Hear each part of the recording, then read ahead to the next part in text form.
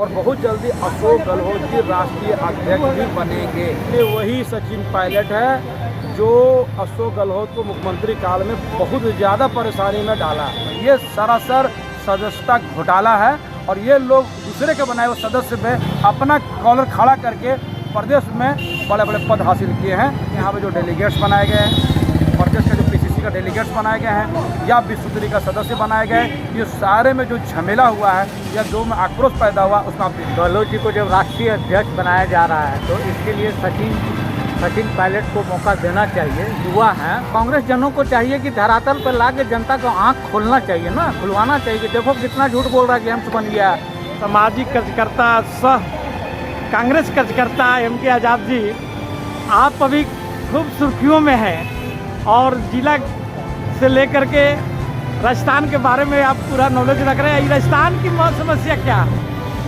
देखिए, राजस्थान में जो घटना घट रही है, जहाँ तक मैं समझ रहा हूँ कि अशोक गहलोत जी का जो स्टैंड है तो पूरी तरह सही है।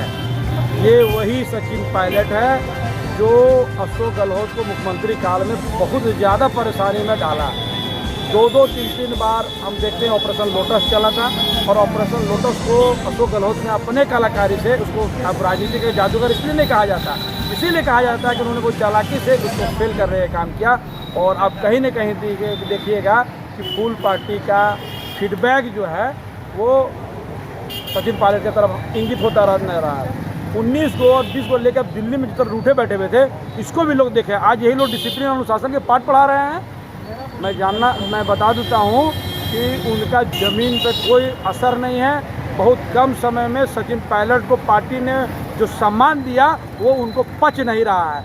आप बताइए उनका क्या योगदान था। सचिन पायलट का पिता जो थे राजेश पायलट जी, वो समर्पित कार्यकर्ता थे।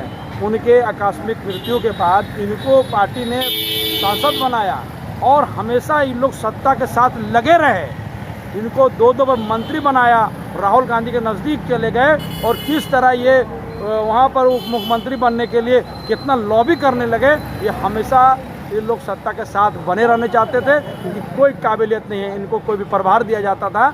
आप धनबाद में इनको प्रभार दिया गया, लोकसभा में क्या रिजल्ट आया आप देख लीजिए। अशोक गहलोत जी का कहीं पर टिकते नहीं है। ये बात सही बात है। ये अभी जो मनोज जी कह रहे थे कि युवाओं का आना चाहिए, मैं इस बात का समर्थन करता हूँ। मैं चाहता हूँ कि वहाँ गुटबाजी समाप्त होना चाहिए। मेरी राय है कि अशोक गहलोत और सचिन पायलट के गुट से हटकर तीसरा कोई आदमी बन पाता है युवा, तो उसको बनाना पार्टी हित में सही है। नहीं, पार्टी का स्टैंड है कि युवाओं को ज़्यादा से ज़्यादा संख्या में आगे लाना है। कांग्रेस की ये एक नीति है और इसके आधार पर कांग्रेस चाह रहा है कि गहलोत जी राष्ट्रीय अध्यक्ष की कुर्सी संभालें और सचिन पायलट जी राजस्थान के मुख्यमंत्री बने। उनको यही आश्वासन देकर के उस समय चुप कराया गया था। युवाओं का को आगे आना चाहिए। इसके लिए राहुल गांधी खुद युवा हैं, युवा लोग आ रहे हैं। युवा नहीं आते तो आज आप देख लीजिए सचिन पायलट जी को इतना लोग कांग्रेस पार्टी उसको केंद्र में मंत्री 2 बार नहीं बनाते। अभी उनको पार्टी का बड़ा जिम्मेदारी पद अध्यक्ष बनाया गया था, उनको मंत्री बनाया गया है। तो ये बात तो युवाओं का अब कैसे सम्मान कर दिया जाने की बात हो रही है। तो मेरे कहने का मतलब है कि अभी और लोग जो बने हुए हैं तो उसी में जो युवा होगा उनको आगे आना चाहिए। उसके बारे में पार्टी को सहमति देना चाहिए। मैं समझता हूँ कि बहुत जल्दी गुटबाजी और ये सब जो बातें दिख रहे हैं वो ख़त्म होगा और बहुत जल्दी अशोक गहलोत जी राष्ट्रीय अध्यक्ष भी बनेंगे। एक बात आज़ाद जी कि अभी सीमांचल में गृह मंत्री जी आए थे अमित शाह जी, फिर उत्तराखंड में भी गए थे और उत्तराखंड में जाकर के बोले कि यहाँ पर एम्स बन रहा है, विश्व स्तरीय एम्स। लेकिन कुछ लोगों ने वहाँ जाके जांच पड़ताल किया तो मालूम चला कि वहाँ नींव तक भी नहीं रखा गया है, जबकि ये लोग बोल रहे हैं कि करोड़ों रुपये की लागत से बन रहा है। आखिर कहाँ धरातल? सीमांचल में भी वहीं एयरपोर्ट का भी हाल हुआ है। आप इसको 2024 का लोकसभा चुनाव के संदर्भ में देख सकते हैं। मैं आपको अंदर खाने की एक रिपोर्ट बताता हूँ। सूत्र बताते हैं या हम लोग का राजनीतिक आकलन बताते हैं कि आने वाला 2024 में माननीय जो आज बैठे हुए हैं चौकीदार साहब, इनको प्रधानमंत्री को उम्मीदवार नहीं बनाया जा सकता है। इसके जगह पे उनके लेफ्टिनेंट जनरल के रूप में, रणनीतिकार के रूप में ये जो आप हार्ड गृह मंत्री के बारे में जो जिक्र कर रहे हैं इनको बनाया जा सकता है। और ये आप जो दौरा लगातार देख रहे हैं, ये दौरा 2024 की तैयारी मात्र भर है। और जिस तरह जुमला छोड़ने का आदत हमारे चौकीदार साहब को है, ये वही लोग हवाई जुमलेदार हैं।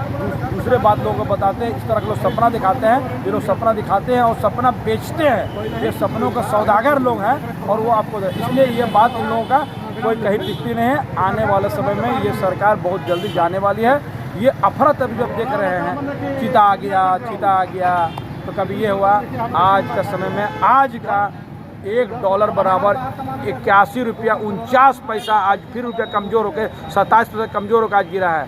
आज सबसे पहले, आज नवरात्र का सबसे पहला दिन है, कलश स्थापना हुआ है, उसके बाद भी हम दुर्गा माँ का भी आशीर्वाद हमको लगता है कि प्रधानमंत्री को नहीं आ रहा है। नहीं तो आज कैसे इत्तेफाक हो सकता है कि आज नवरात्र शुरू हुआ है और देश का जो है आज रुपया का उन्मूलन हो गया, 27% गिर गया। तो कहीं ना कहीं ऐसे लोगों का भी हम देखते हैं कि लग रहा है कि उनको कहीं ना आशीर्वाद नहीं मिला है। अभी देखिए कि आज समय बारिश हो रही है, काफ़ी फसल बर्बाद हो गया है। और ये जो है आप अगर देखिएगा तो क्या देख लीजिएगा कि वरुण देवता भी और इंद्र भगवान भी इन लोगों से नाराज़ है। नहीं तो बेमौसम बारिश इतना नहीं होता था कि ठंडे के मौसम अब घुस रहा है और बारिश अभी भी हो रही है। आधा से ज़्यादा लोग बाढ़ से प्रभावित हो गए हैं, इतना ज़्यादा बाढ़ में आ गया है। और बाकी कुछ जगह पे तो बारिश हो ही नहीं रही, सुखाड़ में चला गया है। या तो बाढ़ बहुत ज़्यादा है या तो सुखाड़ में है। तो साफ जाहिर है कि इंद्र भगवान का भी और वरुण देवता का भी आशीर्वाद हमारे प्रधानमंत्री को नहीं आ रहा है। और आज जो नवरात्रा के दिन भी आज रुपया कमज़ोर होकर गिर गया, इसका मतलब है कि दुर्गा माता भी अब इनको आशीर्वाद नहीं देने जा रहे हैं। इसलिए 2024 में निश्चित तौर पर है हम लोगों का इष्ट देवता भगवान जो है वो भी लोग से हमको लगता है कि नाराज़ हो रहे हैं। लोगों की नाराज़गी तो आप देख रहे हैं, इसी को छिपाने के लिए चीता आ गया। आज टमाटर 60 रुपये kg है, 50 रुपये सब्जी का रेट हो गया है, 200 रुपये किलो सरसों तेल है। ये सारा चीज़ देख कर इन लोग पर आए हैं। और जो 400 रुपये का सिलेंडर है आज 1100 में और चला, लोकतंत्र के सर्वोपरि है और उनका फैसला आ चुका है। अच्छा, एक बात और बताइए कि धनबाद कांग्रेस में जो उथल पुथल चल रहा है और ऐसा भी विश्व सूत्रों से पता चला है कि उसकी अगुवाई आप कर रहे हैं, इस पर आप क्या कहना चाहेंगे? देखिए, मैं इस बारे पे आपको विराम देना चाहता हूँ कि मैं कोई अगुवाई नहीं कर रहा हूँ। हो क्या रहा है कि कांग्रेस का जो मिशन है और कांग्रेस जो बात बताना चाहता है वो अपनी ज़मीन धरातल पर कुछ लोग, चंद लोग उसको पहुँचने देने चाहता है। वही लोग कांग्रेस में रह के कांग्रेस को बदनाम करने का एक षड्यंत्र रचते हैं। आप देखिएगा यहाँ पे जो डेलीगेट्स बनाए गए हैं, प्रदेश का जो PCC का डेलीगेट्स बनाए गए हैं या विश्वसूत्री का सदस्य बनाए गए, ये सारे में जो झमेला हुआ है या जो में आक्रोश पैदा हुआ उसमें आप देख लीजिए। आप देखिएगा धनबाद का नगर से 8 व्यक्ति को डेलीगेट्स बनाया गया, इसमें 4 झरिया में बनाया गया है, 1 बाघमारा में है, 1 गोविंदपुर में है और 1 जो है निरसा से बनाया गया है। धनबाद प्रखंड कहाँ चले गया श्रीमान जी, तो चाची प्रखंड कहाँ चला गया श्रीमान जी? क्या इसी तरह सरकार चलेगी? क्या इसी तरह व्यवस्था चलेगी? क्या गाँव को हम लोग जोड़ने का जो था, जो हम लोग ये था कि कांग्रेस की पहचान देखना, तो गाँव से देखिए वो कहाँ चला गया श्रीमान जी? तो चंद लोग पार्टी को बदनाम करने की कोशिश कर रहे हैं। अभी तो एक बात में और पता चला कि कल का मीटिंग में हमको कि बहुत लोग क्या किए हैं, हम कुछ लोग का सदस्यता बहुत मेहनत से गांव में पसीना बहा के लोग जो है अपना सदस्य बनाए हैं और उनको यहाँ जमा किए हैं जिला में। उनके बारे में जो प्रदेश में जमा किया है तो कुछ माननीय लोग अपना नाम से वहाँ जमा कर लिए हैं और उन लोगों को मालूम भी नहीं है। जैसे मैं बात कर रहा हूँ तो ये वास्तव में ये सरासर सदस्यता घोटाला है और ये लोग दूसरे के बनाए हुए सदस्य में अपना कॉलर खड़ा करके प्रदेश में बड़े बड़े पद हासिल किए हैं। इस घोटाले का बहुत जल्दी पर्दाफाश होने जा रहा है। इस जब ग्रामीण क्षेत्रों में, कमज़ोर क्षेत्रों में, जो लोग पिछड़े क्षेत्रों में जब इस बात को हुआ था उसमें काफ़ी नाराज़गी है। आने वाले समय पे वो लोग सारा लोग एक मन बनाए हैं और सारा लिखित रूप से पार्टी के अध्यक्ष, प्रभारी और यहाँ तक किसी वेणुगोपाल जी को और पार्टी के राष्ट्रीय अध्यक्ष महोदया को ये बात पहुँचाने का काम करेगा। पार्टी के जो आप बोल रहे हैं कि 8 सदस्य जो आपके धनबाद से और 4 बनाया गया झरिया से 3 बना है, एक अभी जो बनी है वो अब बलियापुर से बनी हुई है।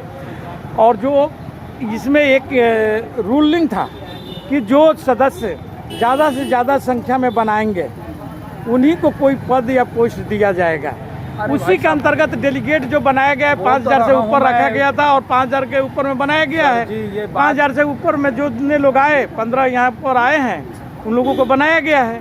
इसमें कहाँ घोटाला है? सदस्य घोटाला, जब आप वो आदमी को जब 3000 मालूम हो जाता है कि 3000 बनने के वाले को डिस्ट्रिक्ट डेलीगेट्स बनाया जाएगा। ये बात अगर जिला संगठन के द्वारा वो मालूम था, अगर बताया जाता तो बढ़ चढ़ के लोग ज़्यादा से ज़्यादा सदस्य बनाते। ये लोगों को समझाया गया कि आप लोग जितना सदस्य बनाना ज़्यादा ज़्यादा बनाइए, और लोग बनाए हैं। कुछ लोग पता चला 2003 है, इसकी अभी तस्दीक जारी है।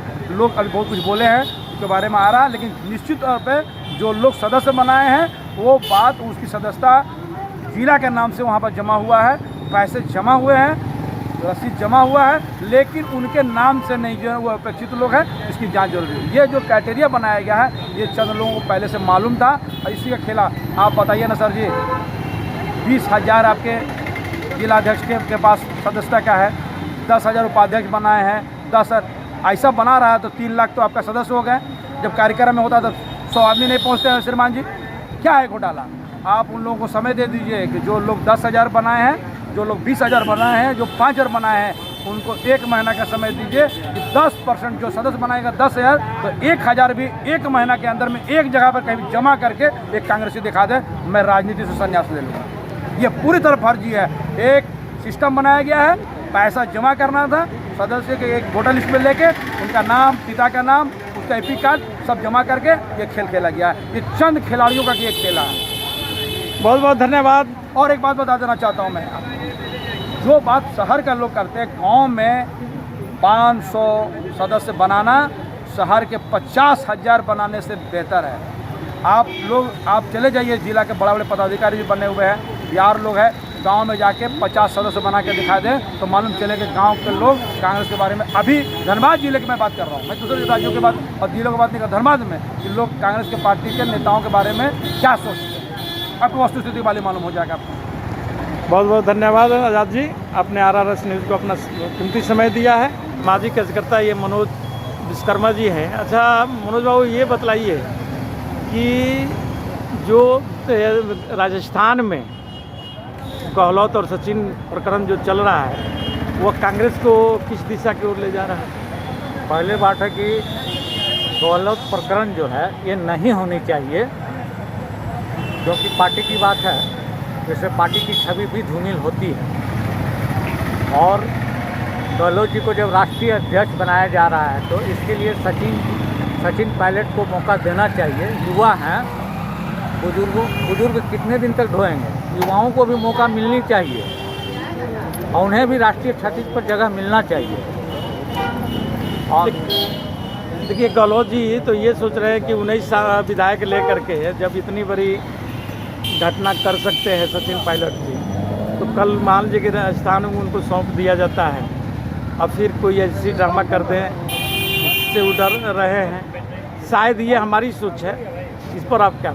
अगर सचिन पायलट को जाना होता ना तो 19 को विधायक लेके बीजेपी में चल जाते हैं। निश्चित तौर पे गहलोत जी की भी गलती हुई होगी, जिसके कारण सचिन पायलट कुछ देर के लिए नाराज़ हुए थे और आला कमान के मनाने के कारण उन्होंने वापस आया। आज पार्टी को आला कमान को क्या इस पर लेना चाहिए? पार्टी आला कमान तो निर्णय ले ही चुका है कि सचिन पायलट मुख्यमंत्री बनेंगे। मतलब भाई मुख्यमंत्री मान लिया जाए, क्योंकि सचिन पायलट जब राजस्थान के प्रदेश अध्यक्ष थे तो उन्होंने बहुत ज़बरदस्त मेहनत करके कांग्रेस को वापस लाने का काम किया। अच्छा एक और बात बताइए, बीजेपी के संबंध में बोला जा रहा है कि उत्तराखंड में जाकर के बोल रहे हैं आपका गृह मंत्री कि यहाँ एम्स बन गया, और जब जांच टीम जाता है और वहाँ पर कहीं एम्स का कोई नींव तक नहीं रखा गया है। फिर सीमांचल में आकर बोलते हैं कि यहाँ एयरपोर्ट बन गया, वहाँ पर नींव तक नहीं रखा गया। तो ये कहाँ बन जा रहा है? ये विकास कहाँ बन रहा हो रहा है? तो वो तो झूठ बोल रहे हैं, तो उसको कम से कम कांग्रेस जनों को चाहिए कि धरातल पर ला के जनता को आँख खोलना चाहिए ना, खुलवाना चाहिए कि देखो कितना झूठ बोल रहा है कि एम्स बन गया, ये बन गया। हर काम कांग्रेस ही करेगा, जनता के क्या फर्ज बनता है? अगुवाई तो कोई करता है ना, नेतृत्वकर्ता होता है ना, तो नेतृत्वकर्ता को तो आना ही चाहिए ना। ठीक है, दूसरा भाग रहा है क्या?